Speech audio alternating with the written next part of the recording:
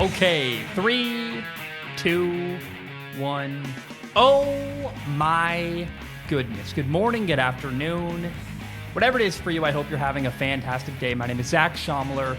This is Strong Opinion Sports, episode 371. Welcome in. It's my first ever episode from Hawaii. I can already hear in my ears, it's a bit echoey in here. There's already, let me be very, very clear. If you're watching on YouTube, behind me, there's a lot of stuff clearly that we need to fix. I've got lights, they're not turned on. I'm still figuring out how to use the space best. It's echoey. I think I can fix that in post, but we'll see. I'm doing my best. Doing the very best. It's been a long time, and I'm doing the very best I can in a brand new studio, in a room that literally I opened the mic and set it up like 15 minutes ago, so I've never actually recorded in this space ever before this very moment. Doing my very best. Now, my desk was set up a couple days ago. I've been spending that time rewatching and kind of trying to catch up on the NFL preseason, what's going on. In today's episode, we're going to talk about young quarterbacks in the NFL preseason. We will talk about Aaron Rodgers. I got a couple of questions we'll finish with for Ask Zach. I do want to just give a heartfelt message first to start the show. I have nothing prepared, but I want to say thank you.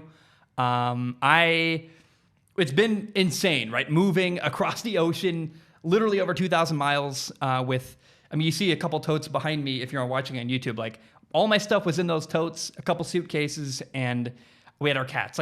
It was insane what we pulled off. Feels kind of like a heist movie. And I just want to say thank you. I go swimming every single day, whether I'm moving or recording or working. I literally try to take my lunch break or an evening swim. I go to the lagoon where we live in Hawaii, and I go swim every single night or every single lunch break.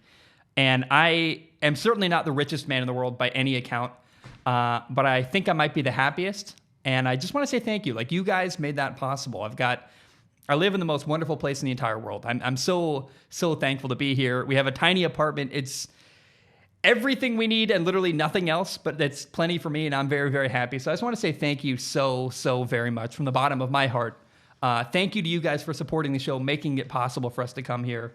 And I hope that over the next couple weeks, you'll see the show evolve, get even better production quality, like lighting and audio. It'll all get better. Give it time. I do want to start today, though, with this. I want to talk about Aaron Rodgers, the Green Bay Packers quarterback. So let's jump in. A couple things have happened recently that have impacted my thoughts on the Green Bay Packers quarterback, Aaron Rodgers. Number one, Peter King, who is a highly respected NFL reporter, wrote a column about Aaron. He described Aaron, the word he used was Zen, Z-E-N. And I don't know, the column he wrote made me really like Aaron. I think for a long time, I've looked at everything Aaron has done and been like, I don't like that. And it's very possible it's all been confirmation bias. Basically, people see whatever they want to see. If you want to see negative in Aaron Rodgers' story, you can. If you want to see positive, you can. And so I try to be as fair as I possibly can. And reading the column made me reflect on everything Aaron's done and reflect on who Aaron is. And honestly, this column made me really like Aaron Rodgers. He gave a quote that I'll read in a moment. It's phenomenal. I'll read it in a second. I also there's a bit of information I need to kind of catch people up on if you haven't somehow heard it already. Aaron recently put on his Instagram story a message basically lobbying for the Green Bay Packers to sign Clay Matthews, a veteran linebacker, a guy who used to play for the Green Bay Packers. And the Packers GM came out. He said, we have not had any conversations about doing that. And so the question was, why would Aaron do that publicly? Why would Aaron put out a message saying, hey, can we get my buddy, this guy I really like, Clay Matthews, can we bring him in? And why didn't Aaron approach the Green Bay Packers organization and the GM behind closed doors? In fact, a lot of people, I was moving, I was on a plane, I was unpacking, I was setting up an apartment, but I saw lots and lots of articles and opinions of people really, really being critical of Aaron for, you say you want a better relationship, why aren't you doing this behind closed doors? And again, I've been pretty negative about Aaron Rodgers for a long time. I say what I believe, and I always try to be fair, and I want to just take a step back because I do have a question here. And in everything we've seen Aaron go through, the question is Aaron a disgruntled employee, or is Aaron actually just carefree? Because you can actually look at it both ways.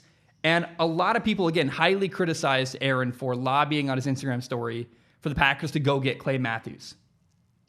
And I do wonder, because I've been away from the media for a while, I haven't been making any content, I've been kind of just doing my thing, I've been thinking and thinking and thinking, and I wonder, what if people are interpreting the wrong emotion that Aaron Rodgers is giving off?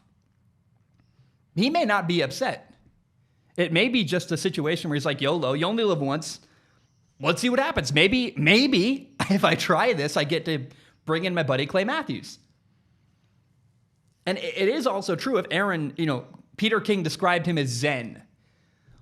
If Aaron really is carefree, which the article Peter King wrote really does make it appear like he's just trying to live his best life, that's really, really freeing. And it actually might benefit Aaron Rodgers more than ever before. I want to read you that quote Aaron Rodgers gave in the Peter King article. He said this: "Perspective leads to a lot of the happiness in your life. If we're looking for things to be upset about or pissed off about, I'm sure we can find them in our own life. If we're looking for what we don't have, I'm sure we can find it. But if we can focus on the things we do have and the things we're grateful for, then every day can be a little more special than the last because you realize how great of an opportunity we have." I love that quote for so many reasons, way beyond football even. Like, I look at my own life and I'm like, every day it's 80 degrees and warm here where I live now. And I've never had that in my entire life. Let me tell you, because of my perspective growing up in the Portland area, I really, really appreciate that. And also, that quote sounds like a guy who was just trying to make the best of the situation he's been dealt. He's got a situation in front of him. He doesn't really seem to like the GM. He's not really sure he'll be back next year. But he's like, man, I'm going to give everything I can to this season right now. I mean, he won the MVP last year. And so I guess my question is, week 10 is about the middle of the season. You're 10 games in. Week 10, will we see a carefree Aaron Rodgers, or will we see a upset, disgruntled, glaring Aaron Rodgers who's upset at people and blaming people and unhappy? And I honestly, I'm starting to think we might see Aaron carefree and relaxed and happy. Like, he talked multiple times about how he took the offseason to deal with some mental health stuff, and he got married, and maybe he just really is in the best place of his entire career where he's got himself together. It's like, look, I don't like this guy, but I can't control that I don't like the GM. All I can do is the very best I can do and lead people the best way I can and make the best out of the situation. I really do. I know I've repeated it now, but I really think this could be incredibly beneficial for Aaron, actually. And I'm kind of changing my tune, I know, but that's because I've looked at this and gone, this makes a lot of sense, actually. By the way, I've used this comparison before and many, many times. I've said that any employee in their final 2 weeks of a job does not give their best effort. It's really hard in a job that when you've quit and your eyes are set on the very next opportunity, it's hard to give everything you have for the job you currently at hand. And a couple thoughts. First of all, that's not quite parallel to working as a quarterback, because Aaron wants to win. Like, Aaron still, when you work as a mailman or as a cameraman, or most employees, if you're working for anybody else, in those final 2 weeks, you're thinking about yourself, and it's hard to put your employer, the company you work for, over your own best interest. However, not only is it in Aaron's best interest to do really, really well this year. So first of all, he's got a reason. Like, how does Aaron end his career in Green Bay? That matters. And for his legacy, he wants to end on a high note. And the more he only has a certain amount of years left in his career before it's over. He wants to make the most of every single year he has left. So he has incentive to go balls to the wall this year, carefree, let's let it loose. I got nothing to lose. Here's the other thought. The key thing, everyone says in the last 2 weeks of an employee's time with a company, they're kind of distracted, looking ahead. What if Aaron isn't actually looking ahead, though? Because the way his contract is structured, there's no way for him to know what's going to happen next. He might get traded. They might keep him. No one can know, especially not Aaron. And so it's very, very possible Aaron really, truly does just let it go and say, I have no idea where this is headed. I don't know what's going to happen next in my career. All I know is I can control today and do the very best I can with what I have in this very moment. And so I'm changing my tune. I think Aaron actually might have a phenomenal year. We'll see. Week 10, we might see a negative, bad Aaron Rodgers. We also might see a very positive, encouraging Aaron Rodgers, who is having the time of his life playing football for the Green Bay Packers. But I want to say, it's very possible this whole offseason, all this stuff that's been going on, and this new attitude Aaron appears to have, this carefree, relaxed, laid back, hey, I got nothing to lose attitude, that could really, really help the Green Bay Packers, and in fact, really, really help Aaron Rodgers this upcoming season in the NFL. All right, I'm going to take a short break. When I return, we will talk about preseason quarterbacks, and then later we will do Ask Zach. My name is Zach Schomler. I will be right back. All right, we are back. I do already have an idea. I think maybe I'm looking at a bunch of glass in front of me. Now, it's great because it lets natural light in, but that might be the most echoey thing in this room, so that might be something I change down the road. I already got all these ideas and thoughts, and I'll probably put noise deadening panels along the side walls here. It's a tiny room. It's echoey. It's small. I'll figure it out. Doing the best I can for now. Let's talk about the preseason. It is now the NFL preseason, which is not my favorite time of the year. It's a lot of ugly football, but it is pretty cool because you get to see a lot of quarterbacks play that we would not normally get to see during an NFL season. Backup quarterbacks, guys who are third string of the depth chart, guys who honestly might never ever get to play in the NFL ever again. And so let me start by saying this. It is the NFL preseason, and so take everything you see with a grain of salt. In fact, take everything I say in this topic now with a grain of salt because, for example, I watched Denver versus Minnesota. And Drew Lock, the Denver Broncos quarterback, looked outstanding because Minnesota didn't play any starters. Like, oh, Drew Lock has an 80-yard touchdown pass because, like, the Vikings' third-string starting safety's playing, and he let a guy get right behind him. And so context does matter. The preseason is something that you can't forget. It's a preseason. People do that all the time. They get excited. I saw a guy today who was like, Trevor Lawrence, the most amazing start ever on Sunday. It's like, dude, it's a preseason game against the Cleveland Browns. Like, you can't take everything you see and say it's the most amazing thing ever.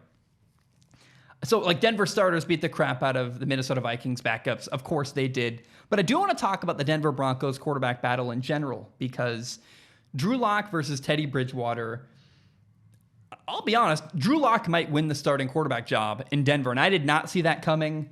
I expected Teddy would be clearly way, way better, and he's not. I just straight up, like in camp, every article I read every day, I look at the update from Denver Broncos training camp, and they're like, it's neck and neck, it's close. Vic Fangio, their coach, is like, we don't know what's going to happen. And you watch the game, and clearly Teddy is not miles ahead of Drew Lock like I thought he might have been. And Teddy's expected to start the second game next week. Vic Fangio said that before game one. He said, I'm going to have Drew Lock this week, Teddy Bridgewater the next game. Now, if it's tied or even close, I would start Drew Lock rather than Teddy Bridgewater because he's younger. He's got potential to be a franchise quarterback. He's got more upside. He's more talented. Like, the laundry list goes on that if they're even close, I would go with Drew Lock because he's got way more potential. By the way, I do want to say it's pretty interesting. The Denver Broncos rookie first-round pick corner Patrick Surtain had a pick six in this game. It was like, woo, what a fun thing to see. So just keep your eye out for that. I think Drew Lock might be the starting quarterback in Denver, and we'll watch that position battle as it continues on. Now, Kellen Mond, the Vikings rookie quarterback, played some for Minnesota. He came in the second quarter in relief of Jake Browning, the former Washington quarterback. Kellen Mond only had 3 practices prior to playing in the game because of COVID protocol. He was just going. He only practiced 3 times. So I want to be very, very clear. I still maintain that Kellen Mond will develop into eventually becoming the Vikings starting quarterback. Maybe it's week 8. Maybe it's 2 years from now. I don't know. But at some point, Kellen Mond is going to be the guy in Minnesota. I've said that many, many times. I firmly believe that. And what I saw on Sunday only made me feel that even stronger.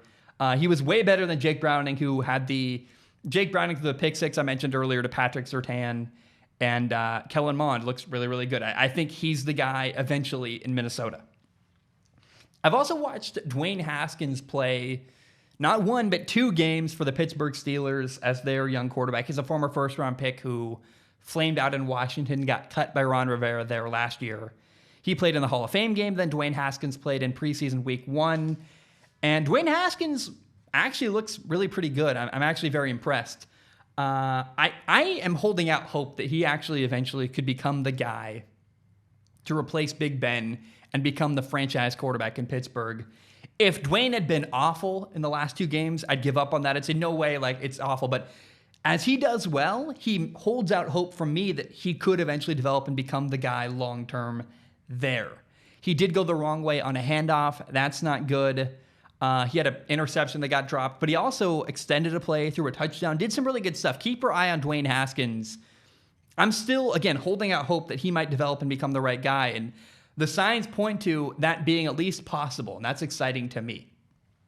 Now, Patriots rookie quarterback Mac Jones looked really, really good against Washington. It kind of blew me away. He was very accurate. He got the ball out of his hands quickly. He made a bunch of small throws underneath. Again, accuracy is the thing that stands out. You're like, man. In fact, the Patriots had a couple drops, and I want to see Mac Jones play with the starting receivers because the Patriots receivers missed a couple throws that I think the starters might have caught. And I go, okay. In fact, watching the Patriots' first preseason game, you saw Cam Newton, the starting quarterback, had a really ugly fumble. Mac Jones did really, really well. I know it's preseason. I don't want to overstate what I saw. But I did wonder, and I can't help but share this, and I talked to you like a friend, and I talked to you the same way I would talk to my own dad. I wondered, should the Patriots start Mac Jones week 1? Because the Patriots are kind of boring to watch. They're a team that plays really good defense. They run the ball well. And they don't need a lot from their starting quarterback. Mac Jones is the kind of guy who's not going to do anything to lose them the game, especially not now as a rookie. Cam Newton might make a crucial mistake. And so I think it's very possible. And you look at the battle between Cam Newton and Mac Jones. Maybe the Patriots go with Mac Jones as their week 1 starter, or at least very early in the year, and say, we're going to play good defense. We're going to run the ball really well. We're not going to ask too much from Mac Jones. That's how the Patriots won their very first Super Bowl with Tom Brady. And so good defense, a ball control offense. Keep your eye on that. Maybe Mac Jones does, in fact, become the starting quarterback very, very early in New England. Now, the Dolphins and Bears game. Oh, man. I love Tua, right? Tua is the only jersey I have. It's in my closet. I just saw it. It's the last thing at the end. My fiance and I have a closet. Mostly, like, 3/4 of our closet is hers, then it's mine, and the thing that kind of the barrier between my clothes and hers is a Tua Tagovailoa jersey. Tua looked really confident, really comfortable. I think it's the best Tua has looked in his time in the NFL. Made a lot of great throws downfield. And yet, despite the praise, right, he looked comfortable. It's the best he's looked. It was still underwhelming. He had a bad interception in the end zone that really kind of is a thing that you go, like, he wasn't that great anyway, and then he had a really bad interception in the end zone. I love Tua. I have a Tua jersey. I live in Hawaii. But let's be honest, if the Miami Dolphins had Justin Herbert right now instead of Tua, we'd all be talking about how Miami is a Super Bowl contender. And the fact that we're not talking about Miami as a team that can win the Super Bowl, really what it does is say a lot about Tua, because every other part of that team is well coached, they got a great defense, they do stuff well. I mean, they actually are very similar to the Patriots, except that I don't know that Tua is even as good as Mac Jones, which I don't like saying that. That makes me uncomfortable. I'm maybe very much overreacting to one game, but it actually, that's not true, because I'm reacting to last season and now one game in the preseason. And so we'll watch more. I want to see more from Tua as the preseason goes on, but so far I'm like, I love him as a person. I just wish he was more impressive as a quarterback. Now, the Bears quarterback, I loved watching Bears rookie quarterback Justin Fields. The dude can run, and he is going to be a blast to watch in the NFL. By the way, kind of a weird thought, but Andy Dalton, the current veteran quarterback for the Bears, seems to genuinely really like Justin. There's no animosity, just genuine mentorship. And the body language shows that Andy's rooting for Justin to succeed. When Justin got the news, hey, you're going in the game, Andy Dalton came up, and I guess the word is like he dapped him up, where they like, it's like a handshake / a hug where you're like, yeah, and then you hug the guy.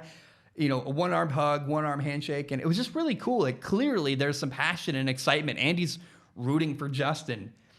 And Justin Fields' ability to extend plays.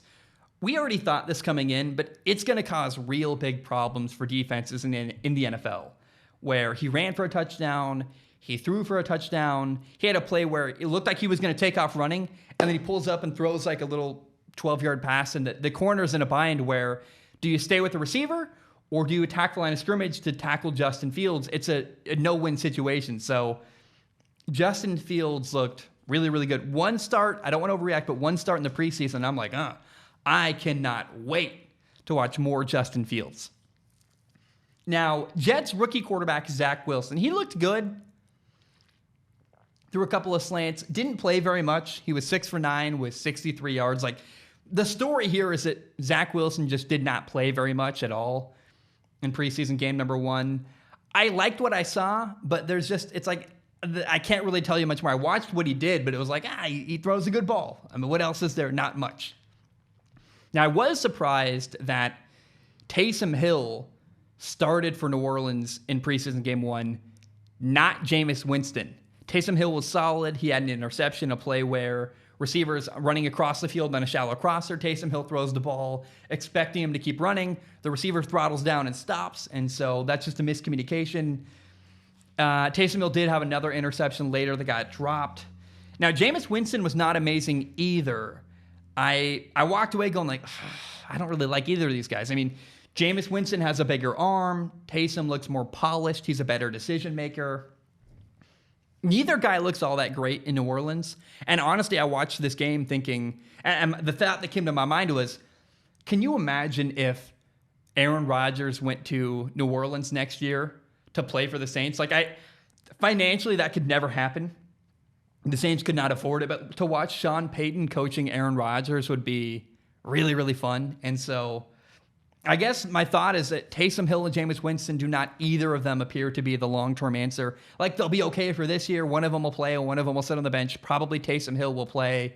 If he gets hurt, we'll go to Jameis, I guess. We meaning them. But I'm not that compelled by either guy, Jameis Winston or Taysom Hill, after one preseason game. I go like, neither of these guys really blow me away. And that's kind of sad because you can see it immediately or you don't. And I don't see it with either of them. 49ers rookie quarterback Trey Lance played. Trey Lance has a ton of talent. In fact, on his second ever throw last week in the preseason, he had a long touchdown pass. It was fun. It was kind of fun. The broadcaster tried to say Trey area, like Bay Area, Trey area. It didn't quite land for me, but it was exciting to watch. Trey Lance, really, really talented. Also has a lot of stuff he's got to work on. He looked a bit hesitant, had some guys open underneath, wasn't pulling the trigger on throws. He also had 2 interceptions that got dropped. I don't like saying this, but it is true that Mac Jones and Justin Fields were both drafted after Trey Lance. Both look better than him. And so I think it's a good thing the 49ers already have Jimmy Garoppolo, a guy who can start, a veteran quarterback there who can play week 1 for the 49ers. I want to see Trey Lance play a lot next week in preseason week 2. I don't think it's a time where you can go, he's terrible. 2 interceptions got dropped, missing people underneath, not throwing the ball. Don't panic. It's okay. I think Trey Lance just needs time and patience. Not every quarterback is the same, but it is worth pointing out Mac Jones and Justin Fields did play better. But again, it's very early. It's just the preseason. Everybody take a deep breath and have patience for Trey Lance. By the way, weird thought. Panthers quarterback Sam Darnold did not play at all. I thought, I don't know what's happening there. I was hoping to watch him in the preseason. We'll see next week if he plays, but keep your eye on that because I want to watch Sam Darnold at some point in the Panthers offense. Now, we did finally get to see Packers' second-year quarterback, Jordan Love. Because of the fact that there was no preseason last year, these were the first NFL snaps Jordan Love has ever taken. And let's be clear, he's not going to replace Aaron Rodgers anytime soon, but he looked really solid. I mean, he had a good throw to Jay Sternberger up the seam. He also, you can tell he's taken some mechanical stuff from Aaron Rodgers where he had a play-action throw over the middle to Devin Funchess, and you're like, ooh, the way he turned on the ball, it looks just like Aaron Rodgers. It's very, very cool. Really, really beautiful to watch his mechanics. Jordan Love did have a fumble, got hit from behind, but I want to keep watching more from Jordan Love as the preseason goes on. And finally, the last young quarterback I want to talk about that I watched in preseason week 1 that was of note to me. I mean, Jacob Eason was interesting. Sam Ehlinger is interesting. Gardner Minshew is fun. We'll do a topic, I think, next week about Gardner Minshew. But finally, I want to talk about Jaguars rookie quarterback, the number 1 overall pick, Trevor Lawrence. It's kind of sad and maybe symbolic. His first ever NFL play for the Jacksonville Jaguars was a sack. And you're like, is that can't possibly be symbolic of what's to come, is it? I don't know. Trevor looked good, throws the ball well. Really, I think what's going to happen is that he's going to be very similar to Joe Burrow, what Joe Burrow was last year, where he's a young star quarterback that's exciting, fun, interesting to watch, except that he plays on a bad team that's not going to win a lot of games. And so Trevor didn't play very much.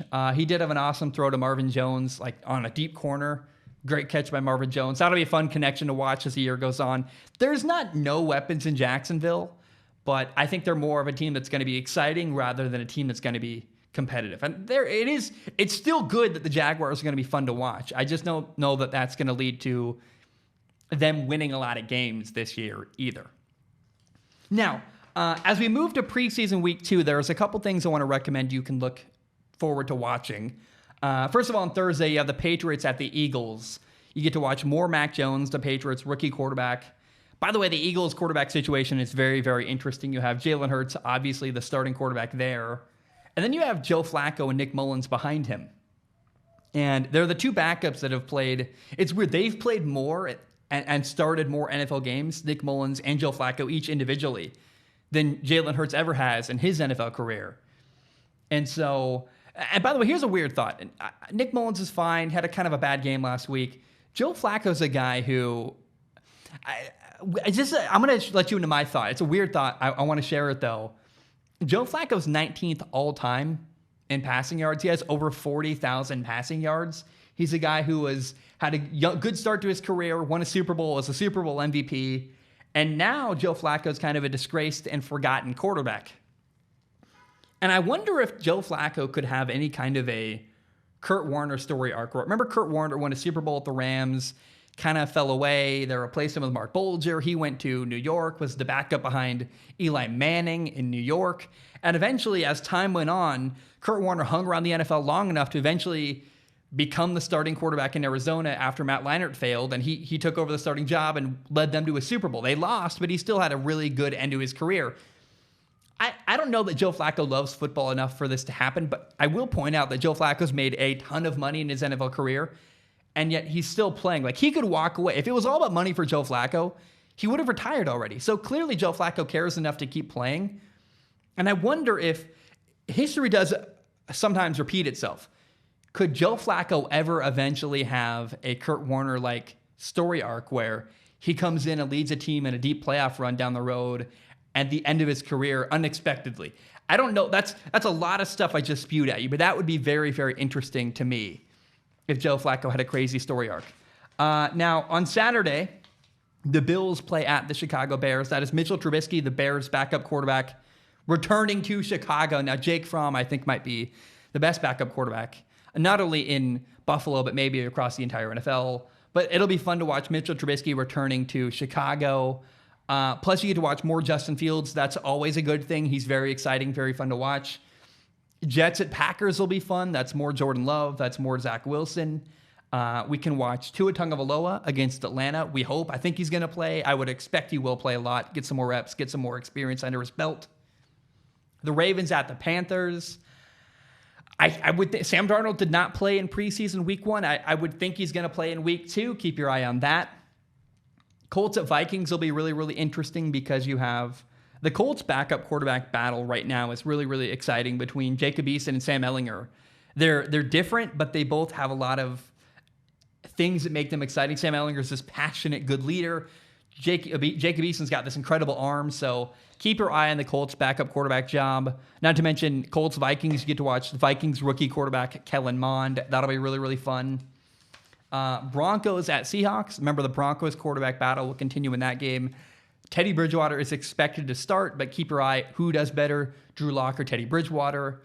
On Sunday, we have the 49ers at the Chargers. That's more Trey Lance. And then the Jaguars at Saints. You have 4 interesting quarterbacks, Trevor Lawrence, Gardner Minshew for Jacksonville, plus Taysom Hill and Jameis Winston for New Orleans. That'll be really, really fun and really, really interesting to watch as time goes on.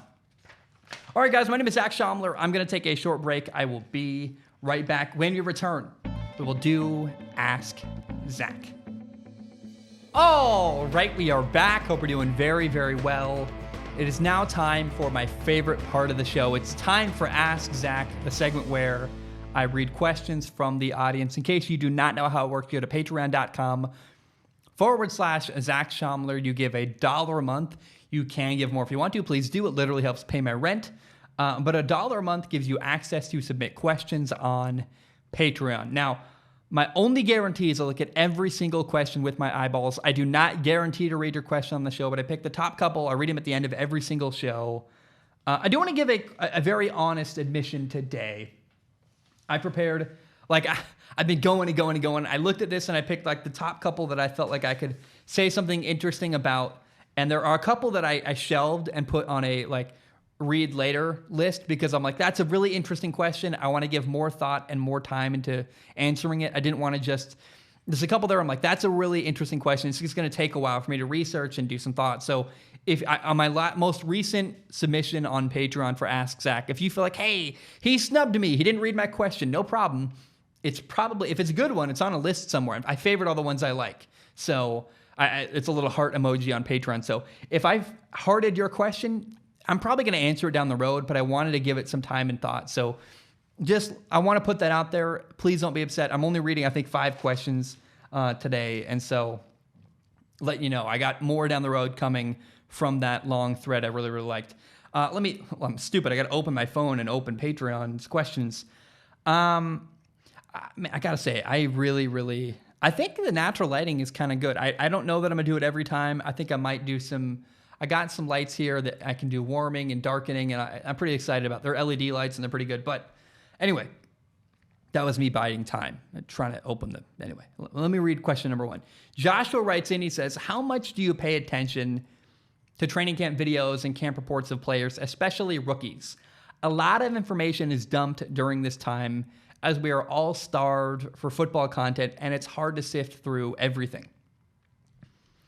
So the main thing I pay attention to during the preseason, there's a lot of information. It's kind of an information dump time, and it's hard to know not only what to pay attention to, but what is actually worth paying attention to. And so things I kind of follow and listen to are the camp battles, position battles for starting spots, this corner against that corner. I want to know day one who's going to be playing. Remember, the thing I'm working on right now, my number one priority is going to be my season preview.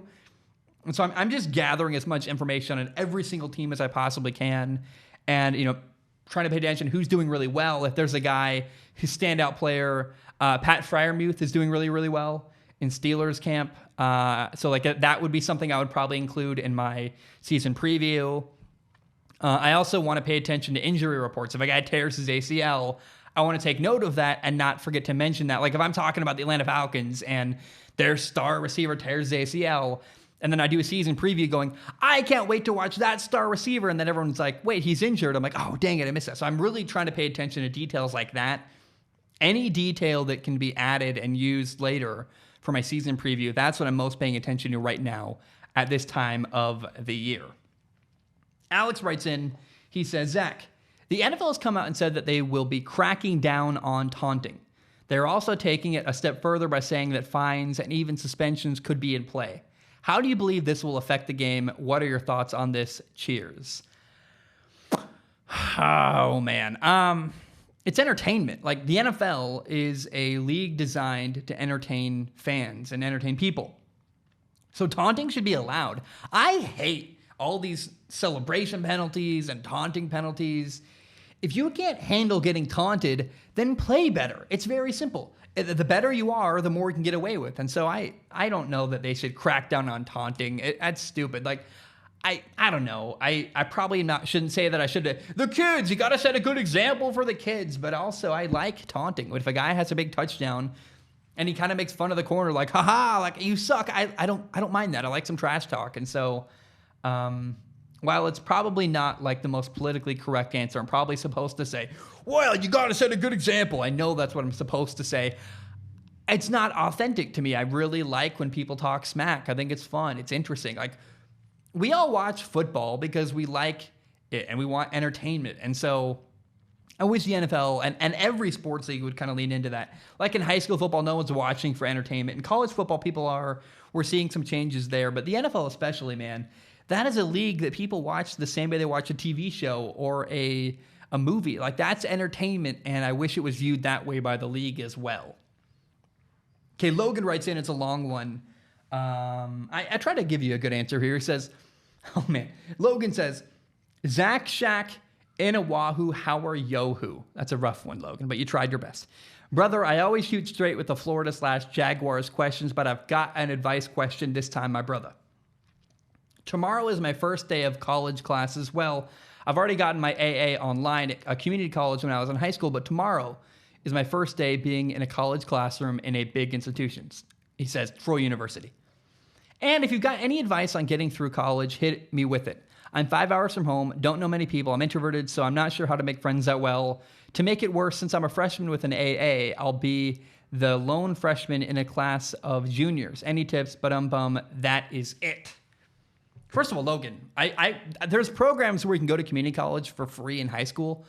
I had no idea they existed. I wish I had. Now, part of why I didn't do that is because I was always planning to play college football. I never was like, I need to get my AA in high school, but I wish I had. Shout out to you for doing that. That's really hard. It's very incredibly smart. My best friend did that, my friend Nathan. So well done for you. I don't know if you asked for tips on college itself, but I do want to give you one. For school itself, organize everything. And it really helps to have a studying system. For me, like I had a notebook for I literally took, let me find one. A composition notebook. I took a composition notebook to every single class I took. And it was the same one. It was a red one. And whether I was in science or art class or entomology or astronomy or math, I took the same notebook to every single class. And it was just my chicken scratch, take every note I possibly can of that notebook. Every night I got home, and it was very labor intensive, but it was worth it. I took the chicken scratch notes, and then I had a notebook for every single one of my classes, like very differentiated, like even color coordinated, because I'm crazy. And I'd say, okay, let me find my notes from astronomy, for example, and I would rewrite my notes from astronomy in a more concise, clearer way in my dedicated astronomy notebook. And that process helped, because writing with your hand helps you memorize stuff. And the more you deal with information, the better it is to memorize and the easier it is to memorize. And so I would just transfer my notes from one notebook to another.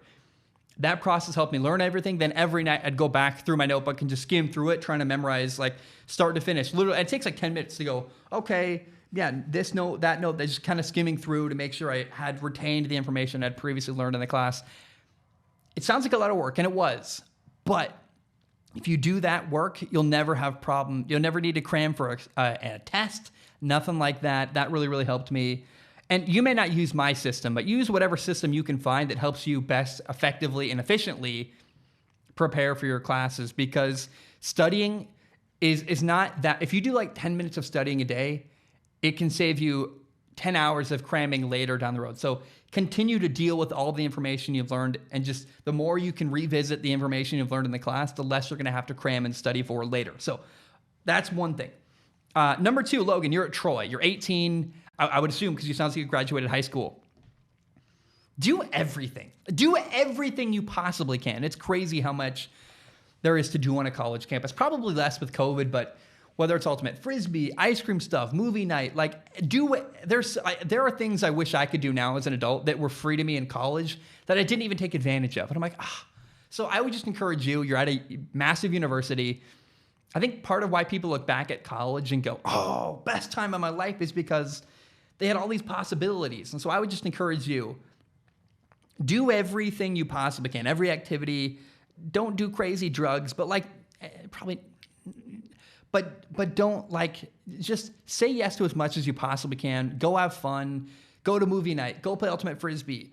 Go talk to that girl. Do everything and experience all that you can, because on a big university campus, they have all these activities, all these facilities. The gym is amazing. Do everything you possibly can. Now, here's my last bit of advice for finding friends.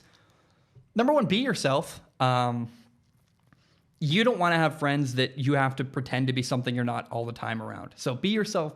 You want to find friends that like you for who you are, not for who you're pretending to be.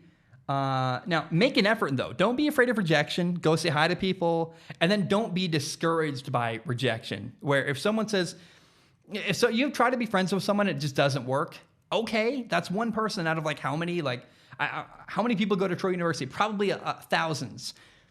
Okay, one person doesn't want to be your friend. There's another person and another person and another person. You'll probably find somebody who loves Florida football and the Jacksonville Jaguars. And so don't be afraid to talk to people. Don't be afraid. They're probably not everyone's going to like you. Not everyone's going to want to be your friend, but don't be afraid of rejection. And then also do not let that rejection discourage you from trying again when you're finding more friends. Logan, that's the best advice I could possibly come up with to help you. Good luck at Troy. That's awesome. Congratulations on going to college. And man, you've already done half the work. You got your AA. So 2 more years, get your degree. I don't have a degree. I encourage you, go get one. It'll open up all kinds of possibilities you never knew you had before. Chris writes in, final question of the day. He says, hey, Zach, as one of my favorite and most trusted quarterback analysts, I'm curious whether you think it is generally more beneficial for a young quarterback to sit behind an established starter a la Aaron Rodgers, or to play early, take their lumps, but get valuable starting experience like Josh Allen. There are tons of examples and arguments for either side, so I'd love to hear your thoughts. Thanks for all the fantastic content, and good luck with the move. Chris, you kind of already said it. Like, there is no right way. Every situation is unique, and you can come up with all kinds of... Aaron Rodgers sat for years behind Brett Favre, right? Jordan Love Josh Allen started immediately in Buffalo. So there is no right way. Sometimes every situation is unique. Every quarterback progression has to be treated as a case-by-case basis. And so I like your question. I like your thought process. But the reality is there is no right way to do things. There is no best way to develop a quarterback. You have to do whatever's best for that guy at that time. And maybe also what's best for your team. Like, maybe it's very possible the best thing for Jordan Love would have been to play day one. But that was not feasible because they had Aaron Rodgers. So you got to sometimes adapt to whatever is best for your team as well and roll with the punches. And so, yeah, Chris, it's a very short answer. It's a very short answer to say that there just is no right answer to your question. It just, things are different, and you got to treat every situation with a case-by-case basis.